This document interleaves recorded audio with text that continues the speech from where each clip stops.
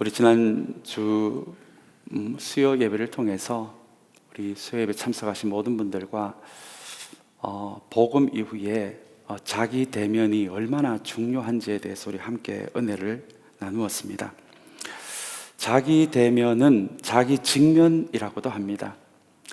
자신의 있는 모습을 마주하고 자신의 실제 모습을 직면하고 대면하는 것을 자기 대면, 자기 직면이라고 그렇게 이야기합니다.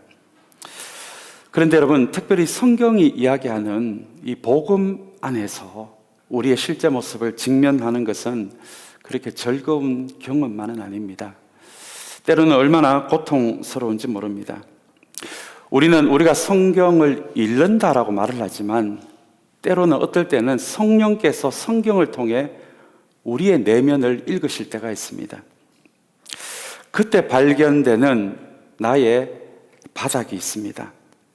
나의 부끄럽고 연약한 실제 모습을 마주할 때가 있습니다. 내 안에 있는 연약한 부분, 그리고 나도 모르게 상처가 되고 컴플렉스가 된 부분을 마주하기도 합니다. 성령께서 성경을 통해 내 마음을 읽으실 때 때로는 건드려지면 폭발할 수밖에 없는 자존심이 된 부분들, 열등감이 된 부분들도 우리 안에 가지고 있습니다. 심지어 어떨 때는 성령께서 성경을 통해 나도 악한 사람이라는 것을 보여주실 때도 있습니다.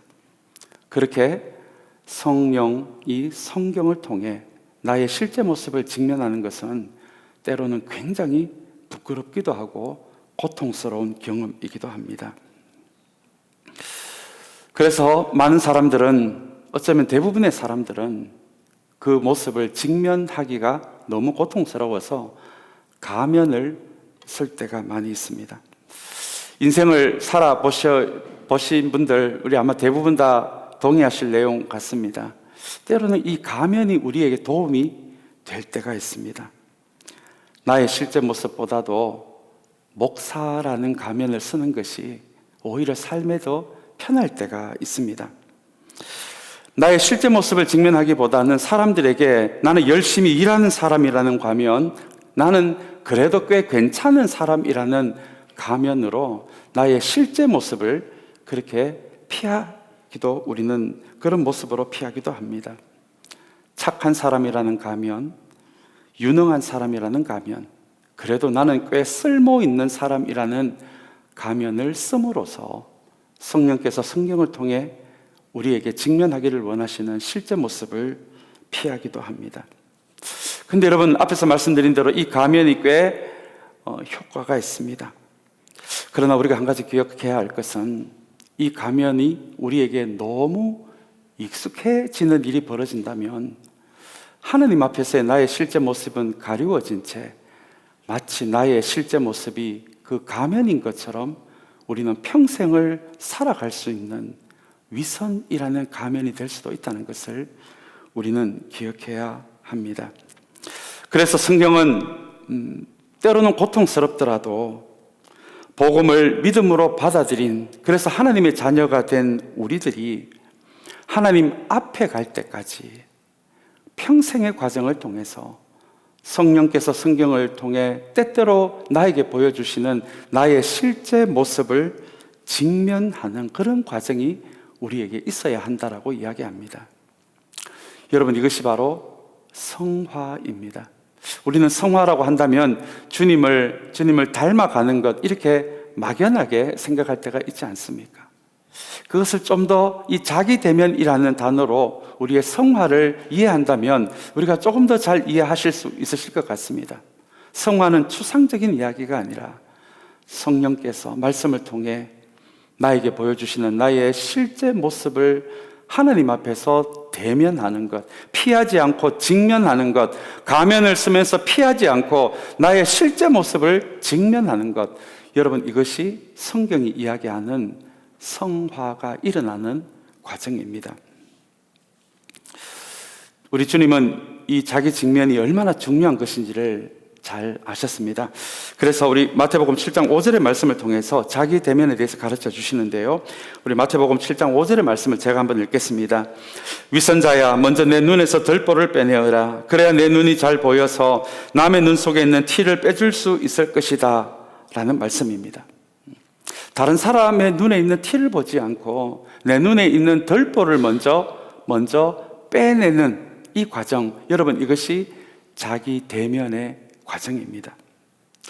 그런데 여러분, 오늘 이 말씀을 조금 우리에게 두려움이 되기도 하는 말씀이지만 이 말씀을 자세히 생각해 보시면 이 자기 대면을 왜 해야 하는지 주님이 가르쳐 주시는 말씀이 나옵니다.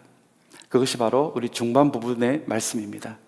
내 눈에 있는 들보를 빼내어야, 티가 아니고, 여러분, 들보 정도니까 얼마나 고통스러운 과정이겠습니까? 이 자기 대면의 과정이요. 그러나 우리의 마음 속에 있는 가리워진 이 들보를 성령과 말씀으로 해결할 수 있어야, 이것이 먼저 해결되어야 내 눈이 잘 보여서 남의 눈 속에 있는 티를 빼줄 수 있다라고 주님은 그렇게 말씀하십니다. 남의 눈 속에 있는 티를 빼주는 것, 이것은 어쩌면 주님이 말씀하신 이웃 사랑의 한 방법일 것입니다. 그런데 여러분, 이웃 사랑, 하나님 사랑은 아무나 하는 것이 아니라 하나님 안에서 성령께서 말씀으로 우리에게 비춰주시는 우리의 실제 모습을 직면하고 대면하고 그 실제 모습을 앞에 두고 하나님 앞에 이것을 해결할 수 있는 은혜를 구할 수 있는 사람만이 다른 사람의 눈에 있는 티를 빼줄 수 있다라고 하니까요. 그렇다면 이 자기 대면은 우리에게는 고통스러운 과정이지만 이 과정을 지나가고 있는 사람들이 하나님을 사랑할 수 있고, 그리고 우리의 이웃을 참되게 사랑할 수 있다라고 하는 것이, 내 눈에 있는 들보를 먼저 빼내야 내 눈이 잘 보여서 남의 눈 속에 있는 티를 빼줄 수 있다라고 하는 마태복음 7장 5절에서 주님이 말씀하시는 이 자기 대면의 중요성입니다. 우리 누가복음 18장 13절의 말씀도 제가 한번 읽겠습니다. 우리 누가복음 18장 13절, 우리 저와 여러분들이 잘 아는 세리의 기도입니다. 제가 읽겠습니다. 그런데 세리는 멀찍이 있어서 하늘을 우러러볼 엄두도 못 내고 가슴을 치며 아 하나님, 이 죄인에게 자비를 베풀어 주십시오 하고 말하였다라는 이 장면입니다. 여러분, 이 장면도 자기 대면의 자리입니다. 지금 이 세리는 하나님 앞에 자기 대면의 시간을, 자기 직면의 시간을 가지고 있는 것입니다. 그렇게 같은 동족인 이스라엘 백성들이 배신자라고 그렇게 욕을 했던 이 세리가 그래도 나도 먹고 살아야 안 되나, 그런 마음으로 이 세리는 살아갔을 것입니다. 그런데 하나님 앞에서 자신의 실제 모습을 보게 된 세리가 하게 된 행동이 우리 중반 부분에 나오는 자신의 가슴을 치며라는 말씀입니다. 여러분, 이것이 자기 직면, 자기 대면이 일어날 때 우리에게 일어날 수밖에 없는 현상입니다. 하나님 앞에서 자신의 실제 모습을 보면 자신의 가슴을 칠 수밖에 없습니다. 그리고 나서 그 다음 말씀이 너무 중요합니다. 아 하나님, 이 죄인에게 자비를 베풀어 주십시오 라는 말씀입니다. 여러분, 이 말씀이 무슨 의미입니까? 자신의 실제 모습을 봤어요, 세리는. 그래서 자신의 가슴을 칩니다. 그리고 자신의 실제 모습을 본 세리는 아마 이렇게 생각했을 것입니다. 자신의 실제 모습을 보았지만 자신의 실제 모습을 고칠 수 있는 그 힘이 자신에게는 이 말씀 안에 비추어진, 하나님 안에 비추어진 자신의 악한 모습, 부끄러운 모습, 때로는 비열한 모습, 우리 연약한 부분까지 그것을 직면은 했지만 자신의 힘으로 고칠 수 없었던 세리는 가슴을 치며 이렇게 기도합니다.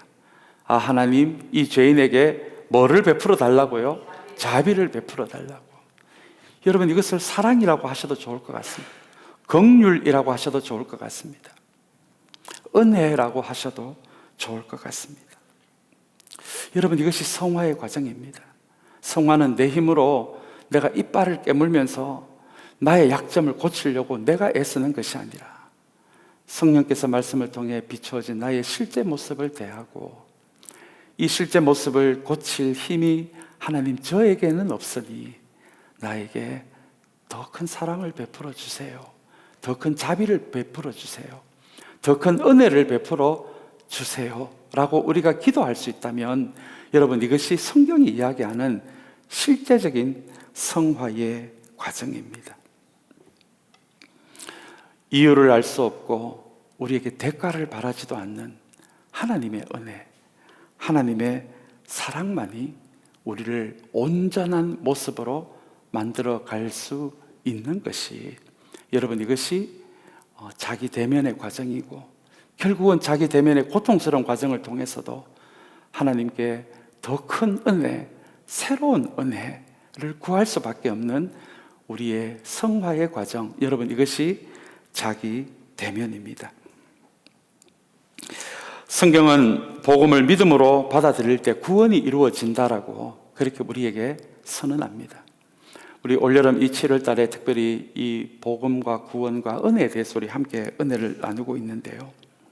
그러나 여러분, 주님이 하신 일인 이 복음요, 주님의 말씀, 주님의 삶, 주님의 십자가와 주님의 부활, 주님이 하신 일을 믿음으로 받아들일 때 우리 구원의 과정이 시작이 됩니다. 그런데 여러분, 이것이 전부가 아닙니다. 그렇게 믿음으로 주님이 하신 일을 받아들였다고 해서 우리의 구원이 완성되는 것이 아닙니다. 그 다음에는 복음 앞에서 자기 직면, 자기 대면이 시작되어야 합니다. 바울은 이 자기 대면의 과정인 이 성화를 구원의 완성이 되어가는 과정이라고 그렇게 설명을 합니다. 내가 나를 억지로 고치는 과정이 아니라 이 하나님의 은혜만이 나를 고칠 수 있는 과정, 그것이 고통스럽더라도 우리가 말씀 앞에서 다른 사람의 모습을 볼 것이 아니라, 다른 사람의 연약함을 먼저 볼 것이 아니라 자기 대면이 먼저 있어야 하는 이 성화의 과정, 이 성화의 과정 속에 있는 사람들만이 하나님을 참되게 사랑할 수 있고 내 옆에 사람을 참되게 사랑할 수 있다라고 가르쳐 주는 것이, 사랑하는 여러분, 이 자기 대면의 과정입니다. 오늘 우리 부목사님 특성 가운데 우리 모든 가사가 다 은혜가 되었지만 우리 앞부분의 가사가 특별히 제 마음에 와 닿더라고요. 주님의 은혜 속에, 사랑 속에 살아가고 있지만 제 마음의 한 자락도 지키지 못하는 부끄러움이 나에게 있다라는 그 찬양 가사였습니다. 여러분, 이것이 자기 대면입니다. 하나님의 은혜 속에서, 사랑 속에서 자기의 실제 모습을 보는 거예요.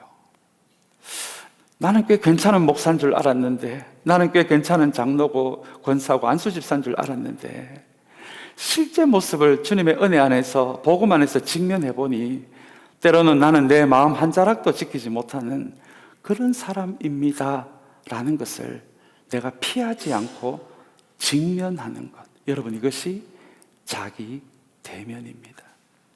내 마음 한 자락도 지킬 수 없는 연약함이 내 안에 있으니 하나님, 나에게 또 새로운 은혜를 주시옵소서. 새로운 사랑과 긍휼하심을 부어 주시옵소서. 여러분, 이것이 성화입니다.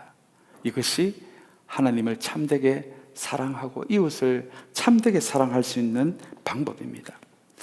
그렇다면 여러분, 주님은 왜 우리를 복음으로, 우리의 믿음을 통해 우리를 구원하시고 자기 대면을 통해서도 우리에게 평생의 과정을 통해서 우리에게 은혜를 주실까요? 그 자기 대면의 목적이 잘 드러나 있는 말씀이 에베소서 2장 10절의 말씀입니다. 우리 이 말씀은 한번 저와 여러분이 함께 읽으면 좋겠습니다. 우리 한 목소리를 함께 읽겠습니다. 우리는 하나님의 작품입니다. 선한 일을 하게 하시려고 하나님께서 그리스도 예수 안에서 우리를 만드셨습니다. 하나님께서 이렇게 미리 준비하신 것은 우리가 선한 일을 하며 살아가게 하시려는 것입니다. 여러분, 작품이라는 단어가 나옵니다. 주로 예술가들에게, 아티스트들에게 사용되는 단어가 작품입니다. 여러분, 공장에서 물건을 막 찍어내는 것은 작품이라고 하지 않고 제품이라고 합니다. 제품은 이 세상에 많이 존재하지만 작품은 하나밖에 존재하지 않습니다. 우리는 하나님의 작품이다라는 이 표현을 여러분, 저와 여러분들이 평생 기억하면 좋겠습니다. 우리는 그저 천국 가는 티켓 한 장 정도를 위해서 주님이 우리를 구원하시기 위해 하신 일인 복음을 믿음으로 받아들인 것이 아니라 그것은 출발점이고요.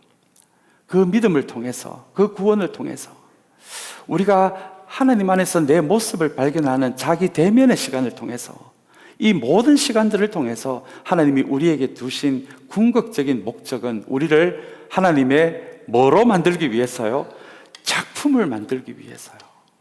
저와 여러분들을 이 세상에 무수히 많이 나오는 제품 정도가 아니라 작품을 만들기 위해 우리를 구원하시고 그리고 말씀과 성령으로 우리의 실제 모습을 우리에게 보여주신다는 것입니다. 우리를 작품으로 만드는 과정은 우리 창세기에 보시면 창세기부터 시작이 되었습니다. 우리 모두를 하나님의 형상대로 지음받은 우리 창조의 과정이 창세기에 나오기 때문입니다. 근데 여러분, 하나님의 작품이 창세기부터 시작이 되었다는 것은 우리 모두에게는 어느 누구와 같은 사람이 없는 우리만의 지문이 있습니다.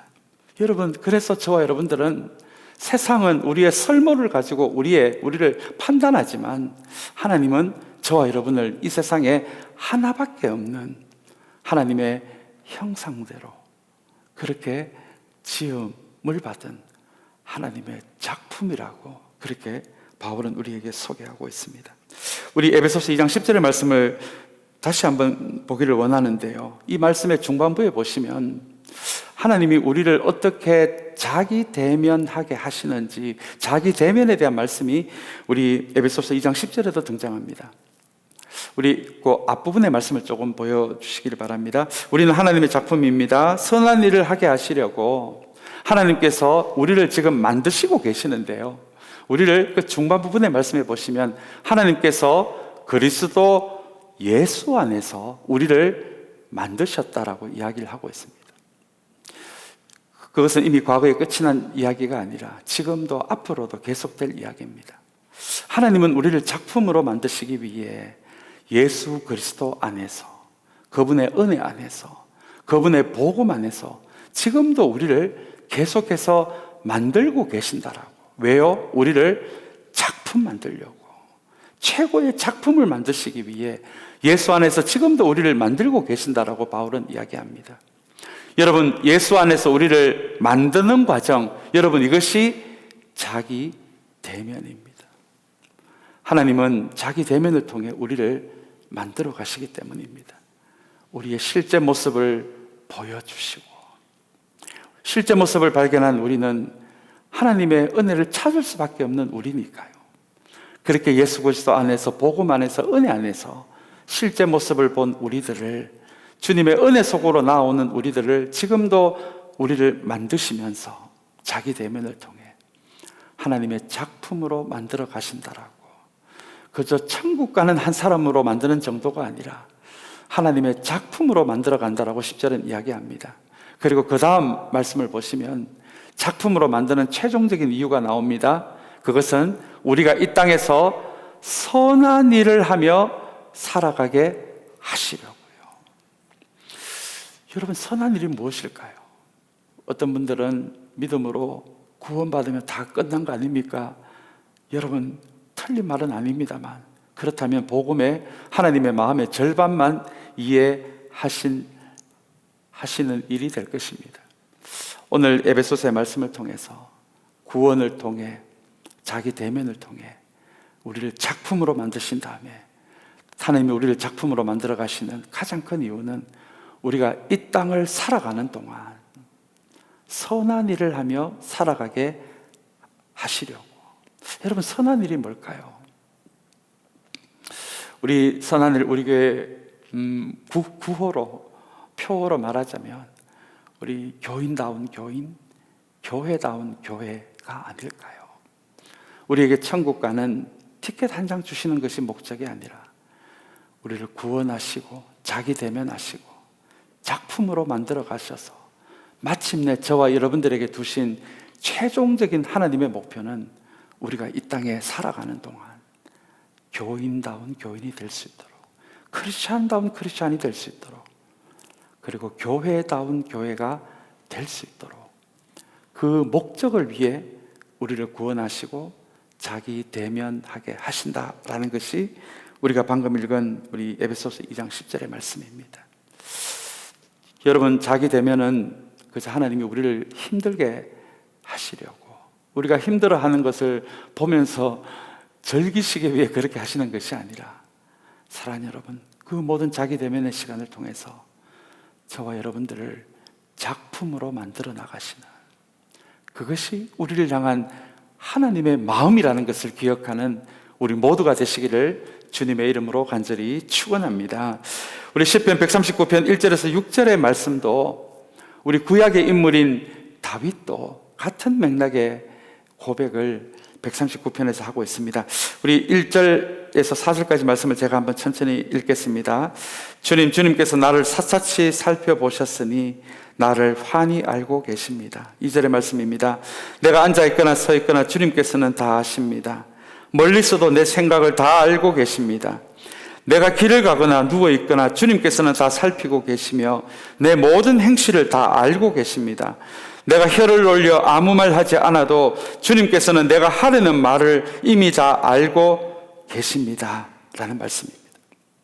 여러분, 이게 무슨 말입니까? 이 시는 139편은 다윗이 죽음을 앞두고 이제 죽음을 얼마 앞둔 그 시간에 우리 자신의 고백을 담은 시가 139편입니다.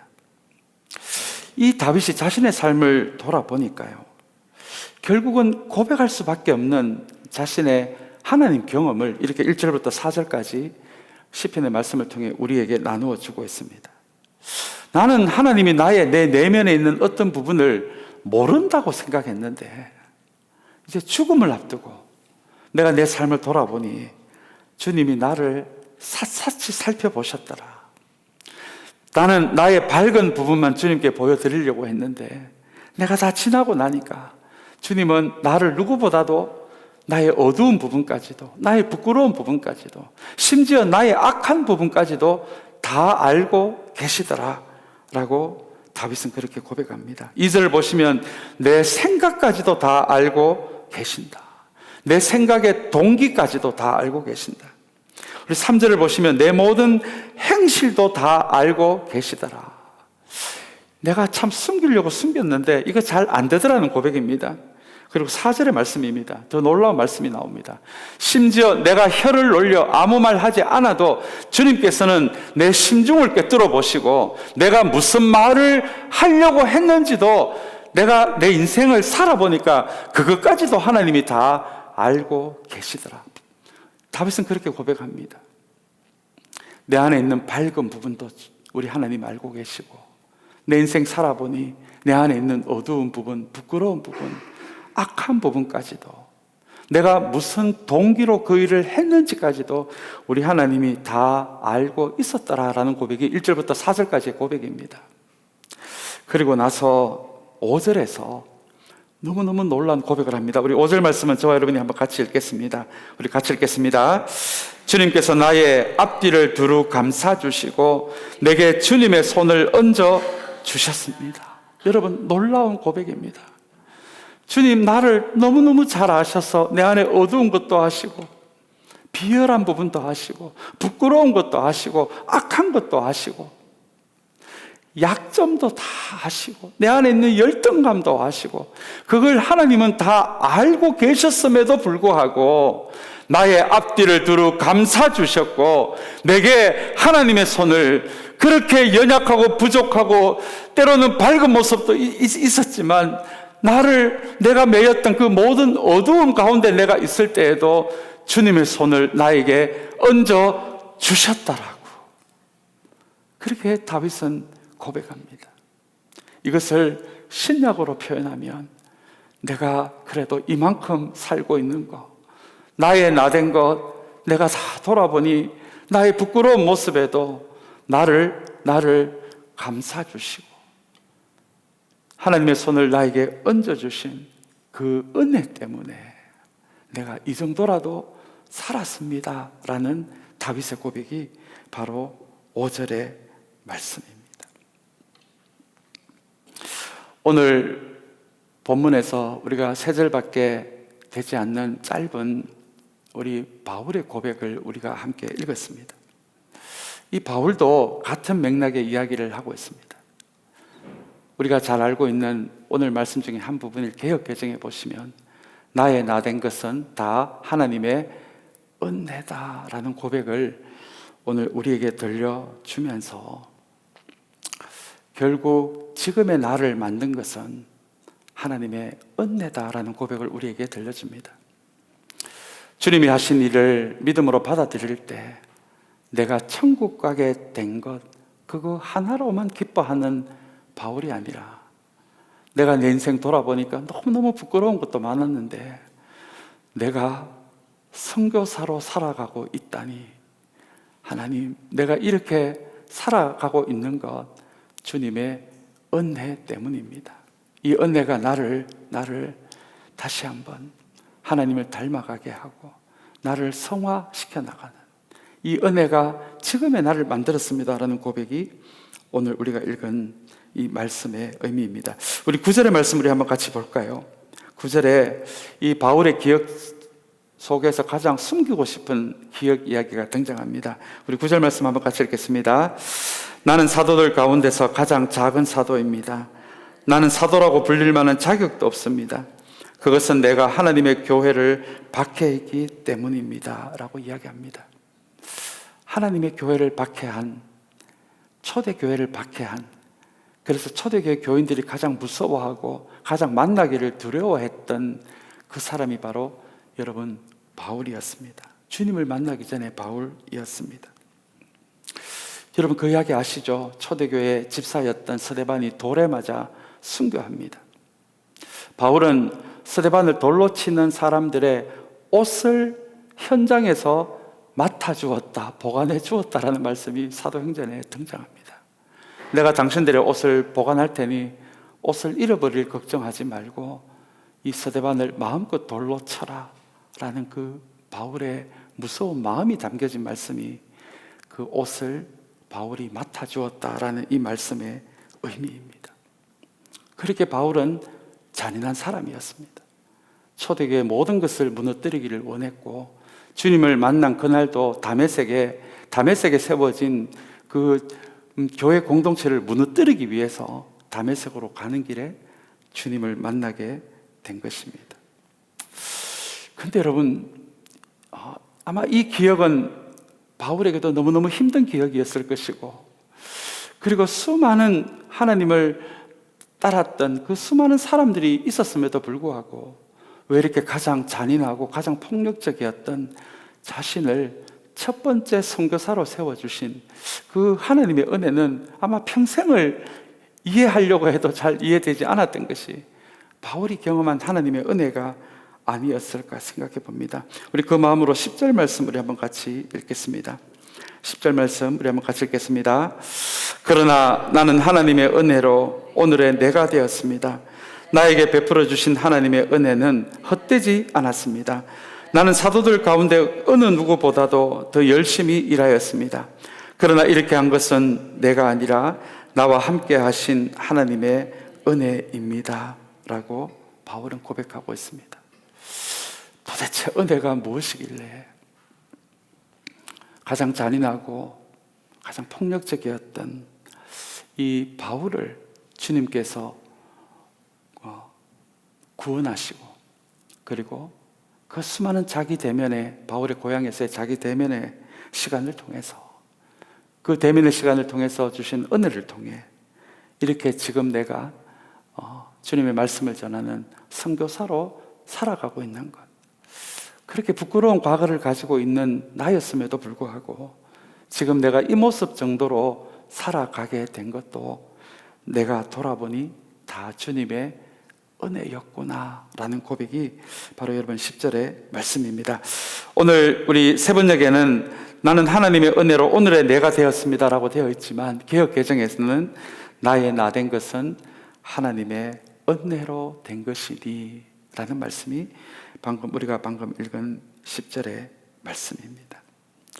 정말 우리의 전 존재를 흔들 수 있는 정말 하나님의 능력이 담겨져 있는 말씀이 나의 나 된 것은 하나님의 은혜였다라는 이 고백이 아닐까요? 이제 말씀을 맺기를 원합니다. 사랑하는 여러분, 복음은 우리에게 주는 티켓 한 장 정도의 의미가 아닙니다.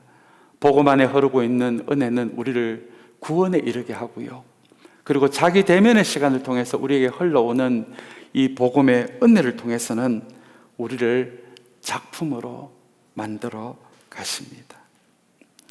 이렇게 우리 된 것, 나의 나 된 것은 하나님의 은혜라는 이 고백은 다시 한번 우리의 구원과 우리의 성화의 과정에서 우리가 한 일은 아무것도 없음을 우리에게 가르쳐 줍니다. 그래서 정말 우리를 구원하시고 우리를 작품으로 만들어 나가시는 하나님의 은혜에 붙잡히면 붙잡힐수록 우리는 자랑할 것이 없어집니다.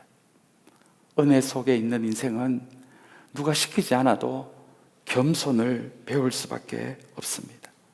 이 은혜 속에 있다면 세상은 우리의 설모로 우리를 판단하지만 이 은혜 속에 붙잡히게 되면 도대체 이유도 모르겠고 대가도 바라지 않는 하나님이 왜 나에게 이렇게 은혜를 주시고 왜 이렇게 나를 사랑하시는지를 이유를 알 수 없는 은혜와 사랑 속에 있다 보면 세상은 나를 설모로 판단하고 내가 가진 것으로 판단하지만 이미 나는 하나님께는 사랑받고 있는 존재가 되었고 하나님은 내 모습 있는 그대로 얼마나 나를 소중하고 귀하게 여겨주시는지를 배우게 됩니다. 그래서 은혜에 붙잡힌 인생은 다른 사람을 무시할 수가 없습니다. 다른 사람을 쉽게 판단할 수가 없습니다. 우리는 여전히 연약함을 가지고 살아가지만 우리는 하나님께 너무 소중한 사람이고 지금도 이유를 알 수 없는 은혜, 이유를 알 수 없는 하나님의 사랑으로 우리를 작품으로 만들어 가고 계시다는 거. 여러분, 그것을 기억한다면 이 복음에 흐르는 은혜를 통해서 우리는 지금처럼 동일하게 살아갈 수는 없을 것 같습니다.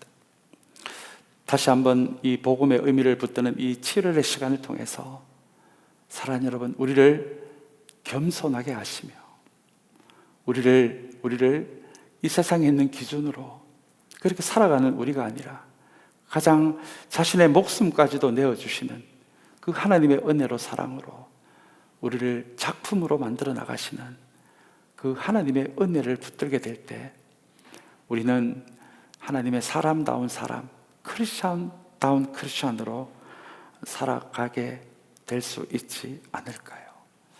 사랑하는 여러분, 다시 한번 바울의 고백이 나올 수밖에 없는 그 하나님의 은혜가 이 시간 이 일부 예배 참석한 저와 여러분에게도 끊임없이 이유를 알 수 없지만 대가를 바라지 않는 이 하나님의 은혜가 저와 여러분들에게도 지금 흐르고 있어서 우리 모두를 작품으로 만들어 가신다는 것을 기억하는 우리 모두의 믿음의 여정, 삶의 여정이 되시기를, 그리고 우리도 언젠가는 다윗처럼 바울처럼 우리의 인생의 마지막 부분에 하나님, 나의 나 된 것은 하나님의 은혜 때문입니다, 우리도 그렇게 고백할 수 있는 은혜의 인생으로 살아가게 되는 우리 모두가 되시기를 주님의 이름으로 간절히 축원합니다.